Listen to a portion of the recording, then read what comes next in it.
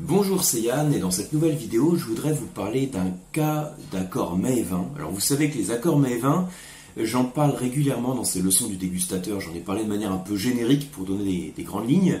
Et puis je l'ai décliné sur différentes versions, enfin sur différentes manières de créer ces accords mets-vin.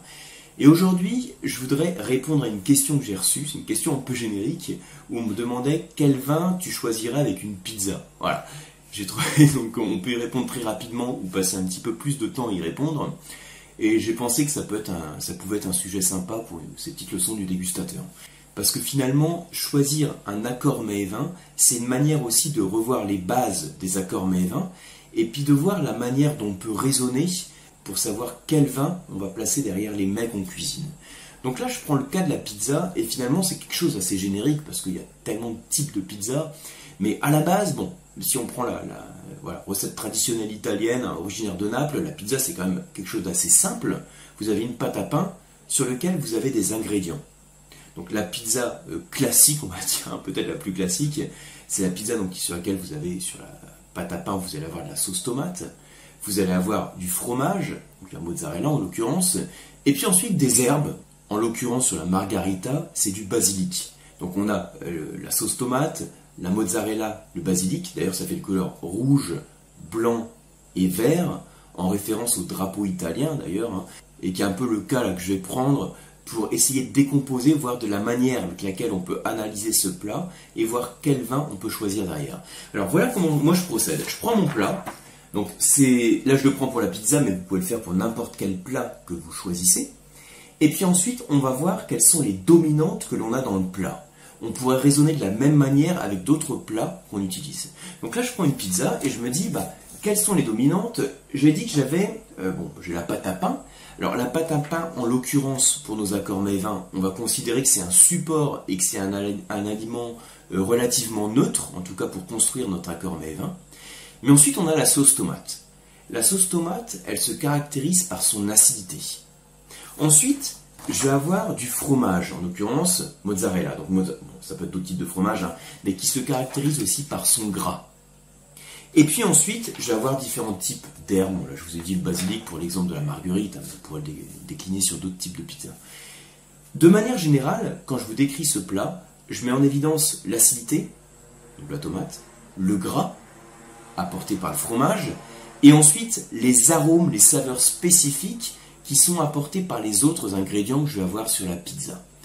À partir du moment où je parle d'acidité et de gras du fromage, vous avez peut-être spontanément pensé à certains types de vins. Peut-être par rapport à d'autres vidéos que j'ai faites, ou peut-être par rapport si vous vous intéressez un petit peu aux accords mets-vin. Quand je parle d'acidité, il va falloir chercher un vin qui a également de l'acidité. Parce que quand vous avez un mets qui est acide et que vous prenez un vin qui n'est pas acide, vous allez, par effet de comparaison, trouver le vin un petit peu fade. Donc il faut que le vin ait également de la fraîcheur quand vous avez un mets qui a de l'acidité. D'autre part, en face du gras de la mozzarella, on raisonne exactement comme avec le fromage. On va privilégier un vin qui rafraîchit la bouche et qui a également de l'acidité. Alors après, il y a une autre manière, c'est un peu le schéma de base que j'utilise à chaque fois que je construis un accord mets-vin, c'est on peut raisonner aussi en termes d'intensité. Quelle est l'intensité d'un plat comme la pizza? Je prends la pizza de base encore, la pizza plus classique pour raisonner de manière un peu simple. Si je prends l'échelle des intensités, à la base, j'ai les entrées, vous vous souvenez, hein, les fruits de mer, les crustacés, les viandes blanches, les viandes rouges, les viandes noires et les desserts. Et je monte comme ça en puissance, et au même titre que je monte en puissance sur les mets, je monte en puissance sur les vins. Une pizza, elle va plutôt se trouver vers le bas.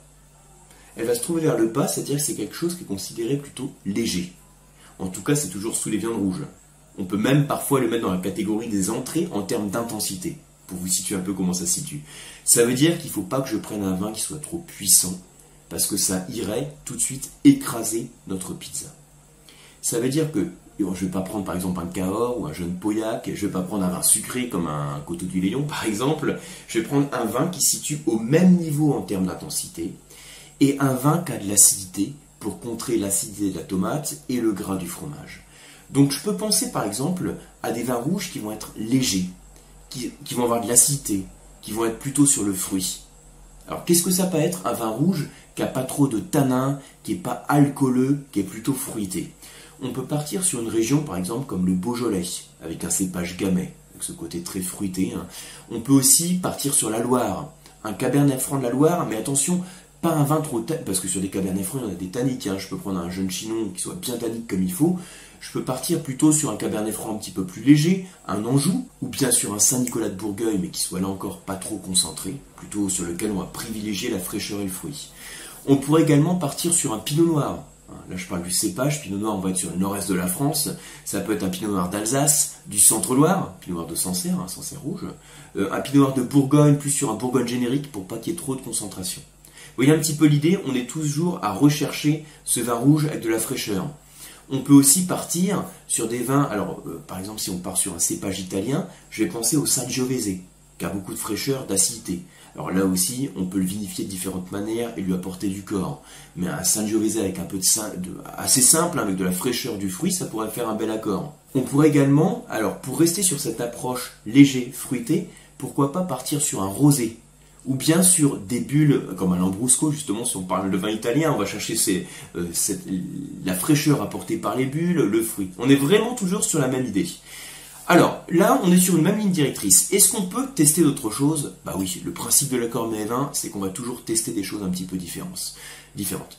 Donc vous pouvez par exemple, éventuellement partir sur un vin rouge un peu plus structuré, en fonction de la pizza que vous allez déguster. Si vous avez une pizza qui est un petit peu plus puissante, en fonction des ingrédients, on va pourquoi pas partir sur un vin rouge avec un petit peu plus de gras, un vin rouge sur la vallée du Rhône méridionale, par exemple, à base de Grenache, Syrah, alors pas trop de Mourvèdre pour éviter le côté trop tannique, mais vous voyez que là on va avoir un côté épicé qui va être un petit peu plus marqué.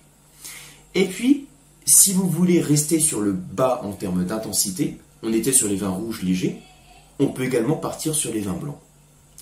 Alors moi, je recommanderais plutôt un vin blanc avec un peu de gras, par exemple sur un vin blanc de la vallée du Rhône méridionale, Roussanne, Marsanne, où on va avoir suffisamment de gras, d'onctuosité, pour faire un bel accord mets-vin, mais néanmoins on a de la fraîcheur, de l'acidité, pour contrer cette acidité qu'on peut avoir dans la tomate, ou bien pour équilibrer le gras du fromage. Donc voilà un petit peu la manière avec laquelle on peut raisonner. Donc moi j'ai pris ce schéma. Voilà. Après on peut le décliner en fonction de la pizza, on peut en parler longuement. Moi je veux surtout vous montrer la manière avec laquelle on peut raisonner. Se dire, je prends mon plat et je le décompose. Et je regarde quelles sont les dominantes. Et pour chaque dominante, qu'est-ce qui caractérise cela? Est-ce que c'est l'acidité? Est-ce que c'est l'amertume? Est-ce que c'est un arôme spécifique? Est-ce que c'est une texture en bouche? Est-ce que c'est une sensation de gras, de sel? Et à partir de ça, on peut construire notre accord mets-vin. Donc voilà pour ce cas pratique, j'espère que ça va vous aider si vous construisez un accord mets-vin. N'hésitez pas à me partager, vous, les accords que vous testez sur vos pizzas. Et j'espère vous retrouver très bientôt sur le Coam pour les formations ou sur les masterclass de dégustation. À très bientôt.